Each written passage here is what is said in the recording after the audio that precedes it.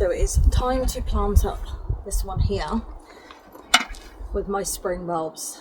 I have noticed that outside of this pot is filthy, just through where you cut the grass and where water splashed up on it and soil has spilt over and made pretty much a darn mess. So I have got some hot water, soapy water.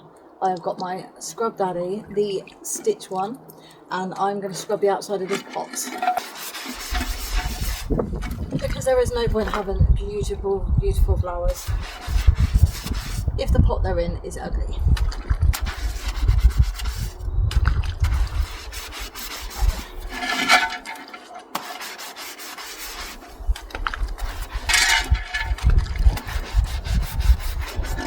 It's not going to be perfect, the pot's 2 years old, but I don't want to have to paint it because I love the terracotta pots. They are my absolute favourite, and they're great at keeping moisture in, and they don't overheat like a lot of the plastic pots. Okay, and then just a little bit on the top, and then I'm going to get the hose just to hose it off. Hose, nice gentle hosing, and here.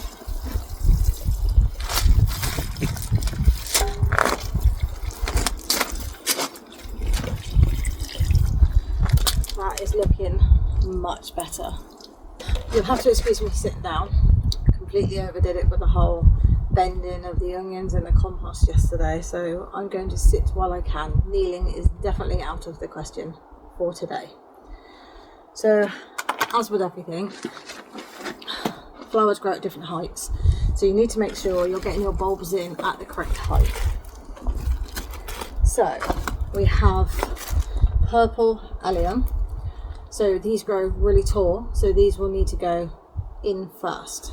Okay, so if you line everything up in the order that you're going to put it in, then you know exactly what to do once you start getting hands dirty. Okay, and then I am going for dwarf daffodil, so they won't be very tall, certainly shorter than the alliums, so they will go in next. I do like the big daffodils, however, because I am in a windy area, what I find is they're so top heavy they end up blowing over, so I get lots of greenery and not many flowers, so I tend to go for dwarf versions if I can. With the alliums, because they are so tall, the stem is a lot stronger, so it will hold its own, and if not, I can attach a cane to the back of the pot with some loose string just to hold them up a little bit. And then last but not least, I have some crocus. So these are very short, so these will be the shortest out of all of them, so these bulbs will go in last. Okay, so I've made my compost mix. So I have some chicken pellets, some bloodfish and bones, some supermarket compost, some organic compost, and I always forget the fifth thing, some manure. So that's what I've got in here. You don't have to do this. Supermarket compost is absolutely fine, but because I reuse a lot of my compost, because I know what's going into it, that's why I put extra in. Now there is a hole in the bottom of this pot, so I'm going to get a big stone just to put over it, not to cover the hole, just to make sure that when I'm putting in this compost I don't fully lose it all. So lucky enough I have a big one here, so big enough for me not to lose my compost, small enough for the water to drain out the bottom. So I am going to go just under 1/3 of the way up. Okay, so next goes the alliums. So purple being my favourite colour, so you only get 2 bulbs per pack. I think I actually picked these up in one of the pound shops. I haven't grown them before, so I thought let's give it a go. Okay, I'm just going to use my foot to hold on to this rubbish. So as with most bulbs, you get a little furry bit at the bottom and then a pointier bit at the top. So the furry bit goes in first. Okay, so you've got the furry bit at the bottom and then the little tufty pointy bit at the top. So I've got 4 of these, so I need to make sure that I know which is the front of my pot and which is the back of my pot. So find the prettiest bit of the pot with the least amount of damage, and that will be the front of your pot. So I want to pop 1 evenly spaced, 2,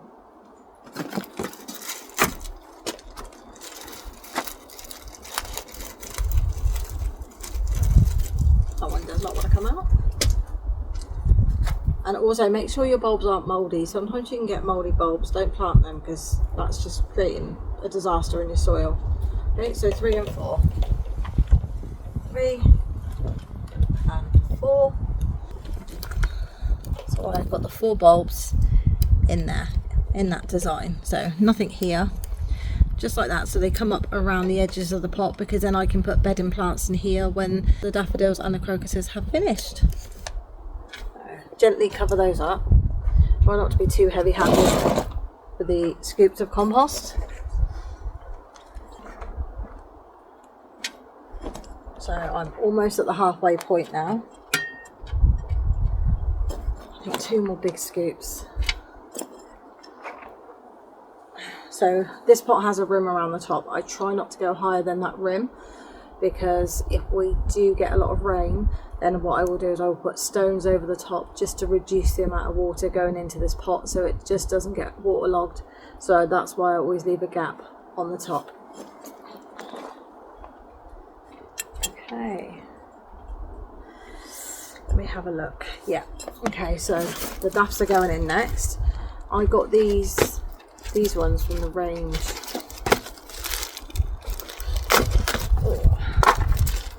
In Worcester.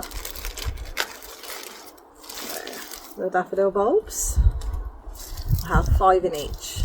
Okay, so again, you get a furry bit at the bottom and then a pointy bit at the top. So 1, 2, 3, 4, 5, and then I will open the second packet.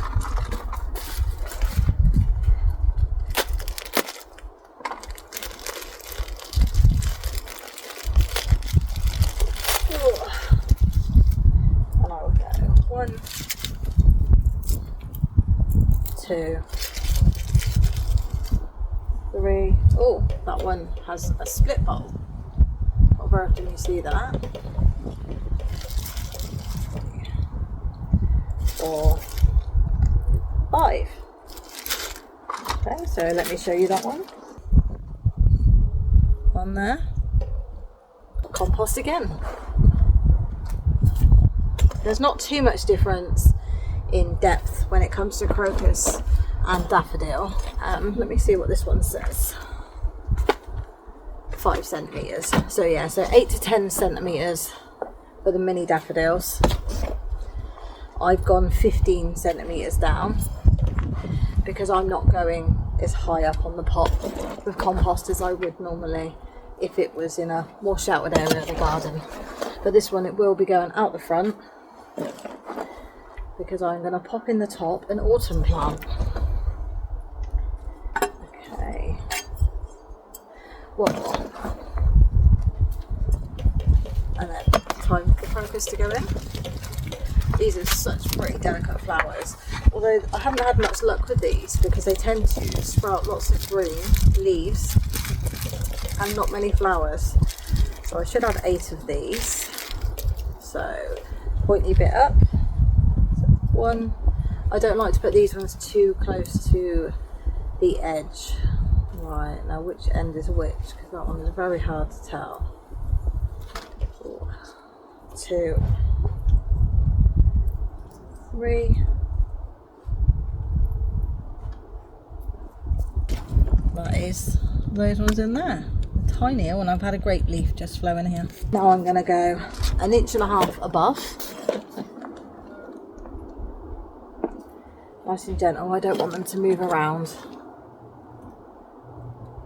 Oh, that looks like a bit of blue plastic.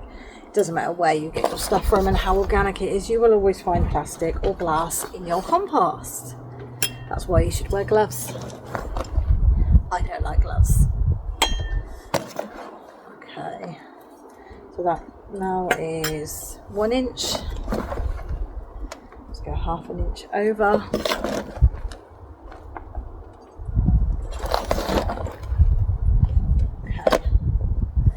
So that is well covered now. I will water it, but first let's pop on my Chinese lanterns that don't like to be transplanted, so I need to be super careful how I do this. I have got a couple of weeds in here, so let's remove the weeds first. Okay, so we've got one here, so I'm literally just going to scoop really gently and pop them in. Put some of this really good compost in around it. That way it's not too much of a change. Quite a few new shoots on this. Okay, and then again here, let's just take it nice and gentle, place it on top, and let's remove that. And let's pop in any other good soil. We don't want to waste anything. This is potting mix. Right, so I'm going to really gently separate these now. Because like I said, I don't want to disturb them too much. So nice and gently move them around. Pop them in where I want them to be. So it's quite a cluster here. There, that one's coming away nice and easy. Okay, there's two that will come up there. So I can plant those two together.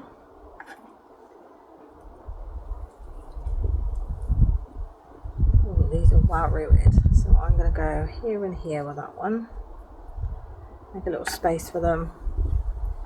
Make sure the roots are in, and then this tiny little one at the front, which separated itself away. Right, so now I'm going to grab some more compost and layer around before I push them in firmly. That way I'm not going to break any leaves, which would be a nightmare.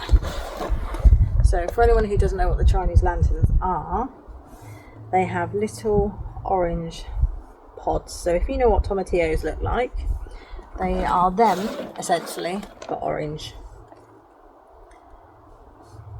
And I thought they would be a great addition to the fall look of my garden.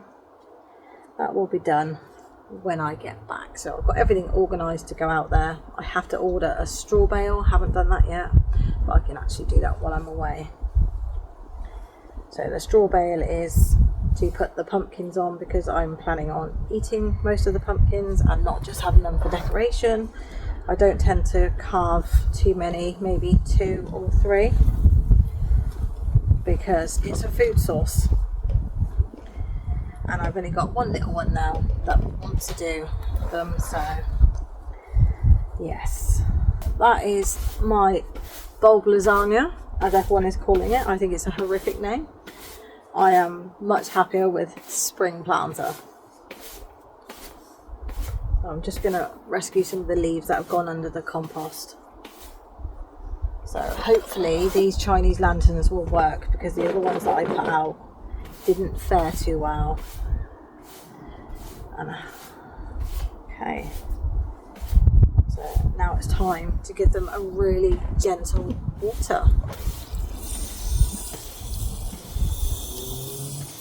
So just to start off, I'm going to have the hose really gentle, and then once the compost starts taking on the moisture, I can then turn it up a little bit.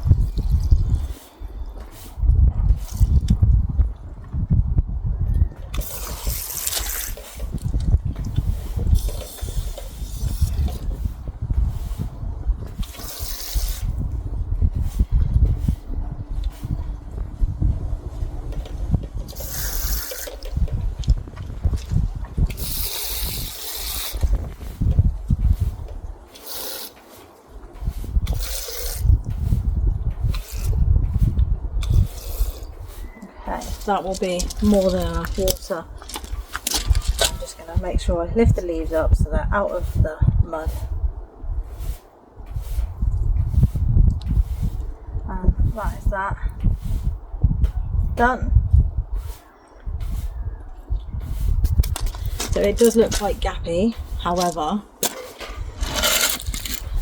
it will fill right out. time for it to go out the front.